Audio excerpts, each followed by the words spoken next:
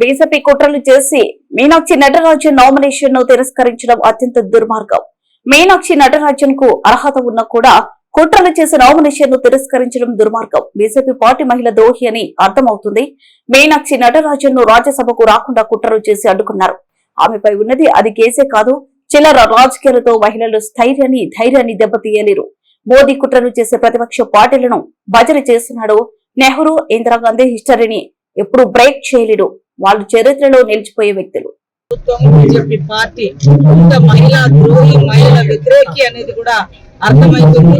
ఈ రోజు ఎన్ఆర్ఈజీఎస్ చట్టానికి ఎంజీఎన్ఆర్ఈజీఎస్ పేరు లేకుండా ఎట్లయితే చేసిరో, ఒక గాంధేయవాదిగా పనిచేస్తున్నటువంటి మీనాక్షి నటరాజన్ గారిని మరి పార్లమెంట్ లోకి, రాజ్యసభలోకి రానియకుండా కుట్ర చేసి, అసలు అది కేసే కాదు, ఎవరికో ఏదో క్రమశిక్షణ యాక్షన్ తీసుకోలేదని ఒక చిన్న దాన్ని అడ్డం పెట్టుకొని ఇంత దుర్మార్గంగా వ్యవహరించడం తగదు.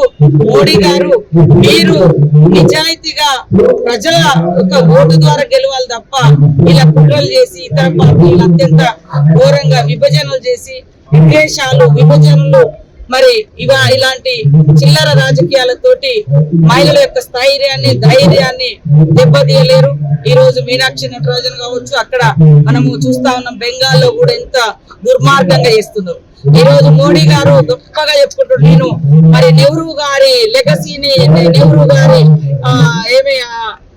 యొక్క హిస్టరీని బ్రేక్ చేసినాని, నెహ్రూ గారి యొక్క హిస్టరీని, ఇందిరాగాంధీ గారి యొక్క గొప్పతనాన్ని నువ్వు ఎప్పుడు కూడా బ్రేక్ చేయలేవు. నువ్వు కాలంలో ఇంకా 4 రోజులు ఎక్కువ ఉండొచ్చు, కానీ చరిత్రలో మిగిలిపోయే విధంగా పేద వర్గాలకు భూములు పంచి, ఇల్లులు ఇచ్చి, మరి అదే విధంగా ఇన్స్టిట్యూషన్స్ డెవలప్ చేసి, స్వతంత్రం కోసం 9 సంవత్సరాలు జైలు ఉన్నటువంటి నెహ్రూతో నీకు అస్సలే పోటీ కాదు.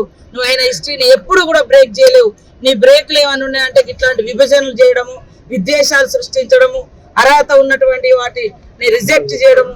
ఇవాళ మా మీనాక్షి నటరాజన్ గారి యొక్క అభ్యర్థిత్వాన్ని, నామినేషన్ తిరస్కరింపజేసి ఏదో విర్రవీగుతున్నది. ఇంతకంటే దుర్మార్గం ఇంకొకటి లేదు. అసలు అది కేసే కాదనేది కూడా గుర్తుపెట్టుకోవాలని ఈ సందర్భంగా తెలియజేస్తాం.